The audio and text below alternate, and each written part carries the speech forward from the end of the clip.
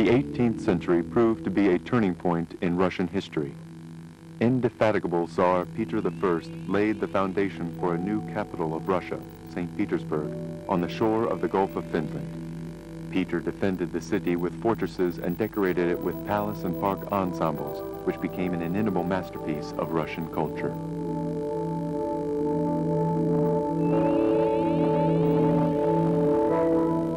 Peterhof, the palace with its world-famous fountains, lies on the southern coast of the Gulf of Finland, 29 kilometers from St. Petersburg. It was founded by Peter the Great in the first quarter of the 18th century.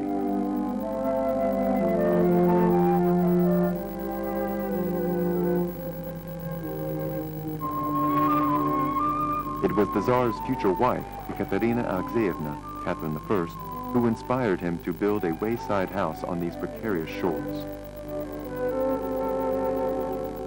She often accompanied Peter on his difficult sea travels from St. Petersburg to Kronstadt Fort, which was then being built. She longed for a comfortable home where they could stay during bad weather and distract themselves from state affairs.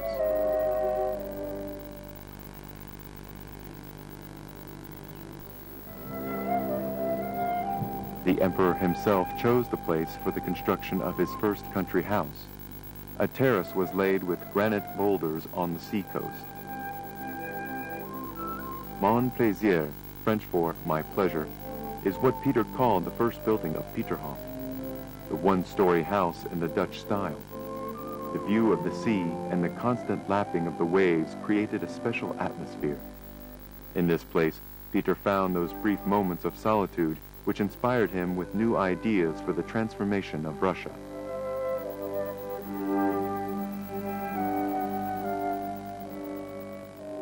Peter loved this place. He felt it was the ideal home of an enlightened man. Here are the paintings of Dutch and Flemish artists of the 17th and 18th centuries, acquired by Peter during his first trip to Holland. This was the first picture gallery in Russia.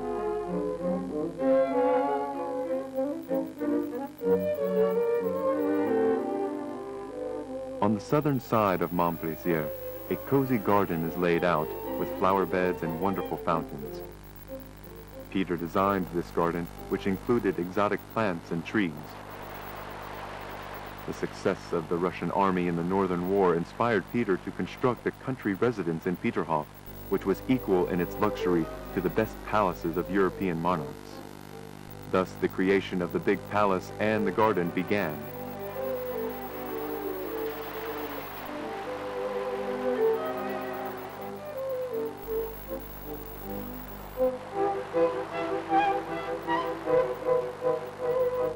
The main executors of the Tsar's plans were the architects Johann Braunstein, Jean-Baptiste Leblond, and Niccolo Michetti, with garden designers Garnefeld and Borisov, and sculptors Rastrelli and Pino. 5,000 serfs were involved in the making of the garden. Peter spent lavishly on the construction of Peterhof. Wonderful statues, pictures, building materials, and fountain equipment were brought from foreign countries. Several thousand lindens, oaks, and different bushes were planted.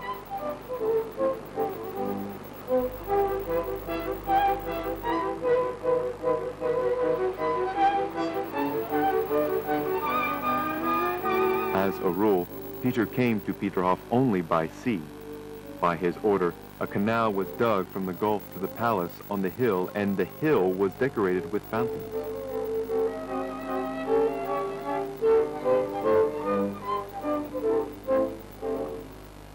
The architect Leblond designed the big grotto with double cascades situated in front of the house, and it remains there to this day. The intricate water supply system was made by the master brothers Barantini.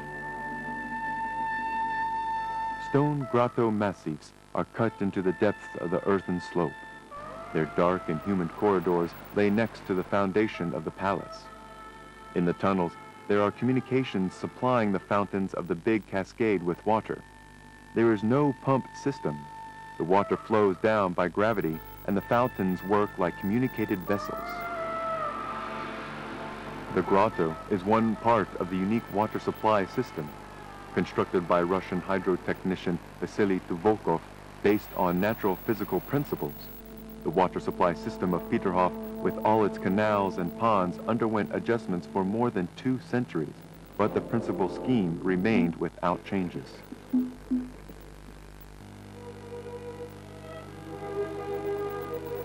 The most impressive and outstanding fountain construction in Peterhof is the Big Cascade.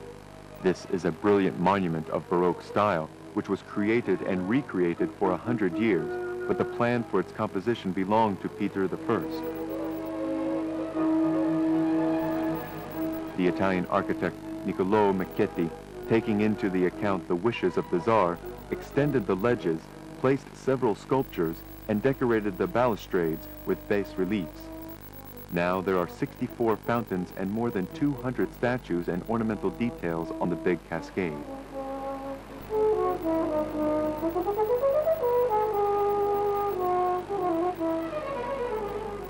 The main figure of the Big Cascade, the fountain called Samson tearing the lion's jaws, rises out of the massive pedestal in the center.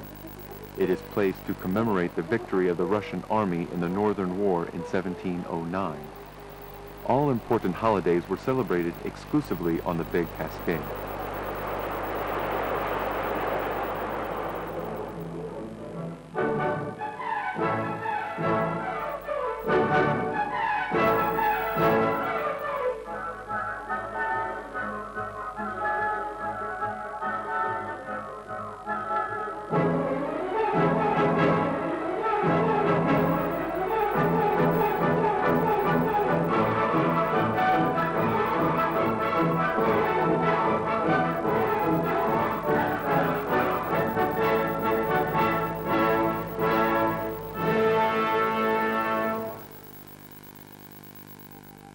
In 1717, Peter visited the residence of French kings in Marly-le-Roi near Paris.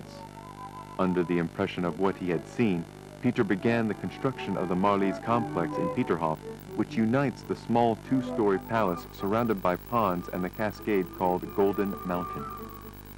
The project of the fountain was elaborated by Niccolò Michetti and finished by the Russian architect Mikhail Zemtsov.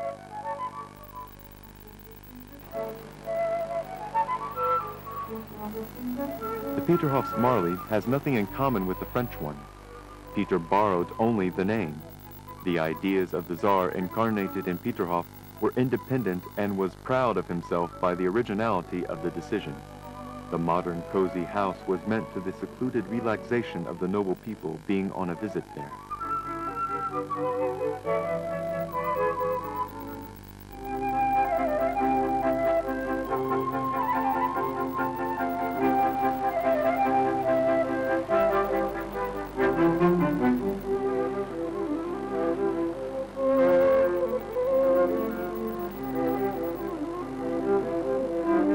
The palace pavilion in the Hermitage was almost meant to the solitude. It stands on the seashore like Montpellier. On the first floor in the sole hall with huge windows, there is an unusual table. The center of the table, served for the changing of the dishes, went down to the ground floor and then back by a special mechanism. If the guest wanted to get a new dish, he put a note on his plate. Thus, the dinner of a selected person was served without any servants.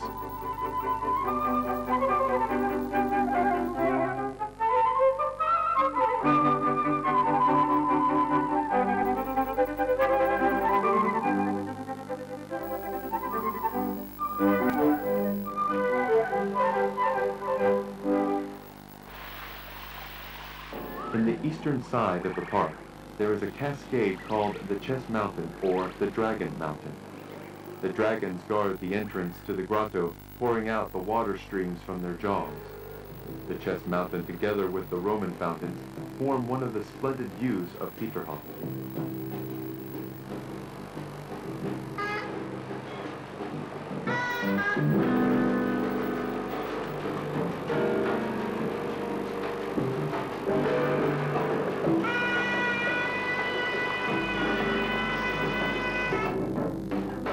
Being fond of jokes, Peter I ordered to place the surprise fountains in the park, with artificial trees, leaves shedding water, flowers, and a giant mushroom that sprays the unsuspecting passerby. The amusing fountain is called the Sun.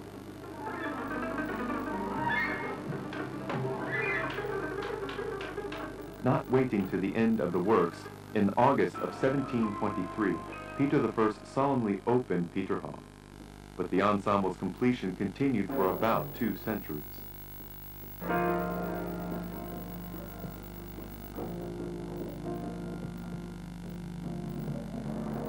In 1725, Peter the Great died when his child was still not finished.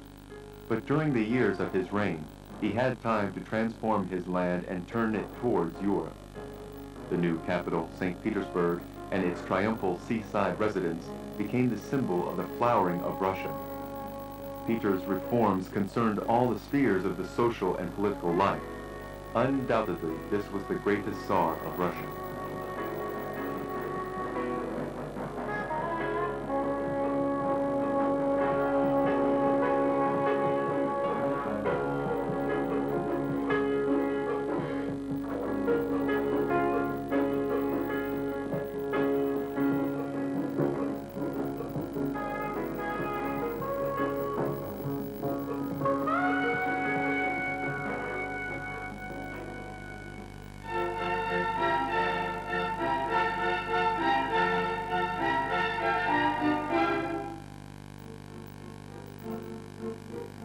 Having come to the throne in 1741, Elizabeth, daughter of Peter the Great, decided it was necessary to continue the affair of her father.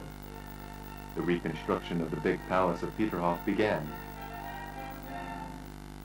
The favorite court architect of the Tsarina, Bartolomeo Rastrelli, returned to Peterhof the meaning of the main country residence. Elizabeth gave him freedom to develop and to fulfill his talent. The leaden statues of fountains herald the beginning of the works of the great master.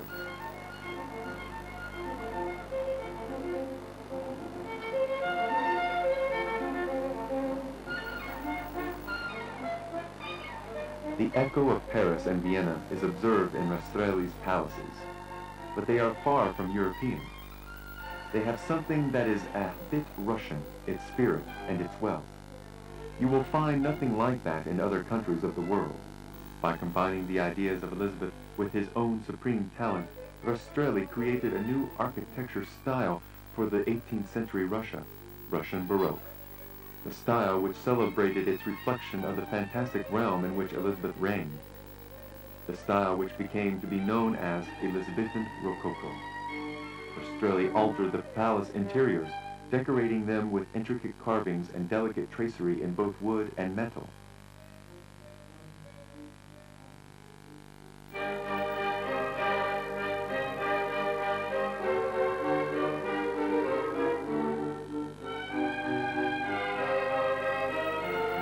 He whitewashed the walls and then repainted them using bold, dazzling colors.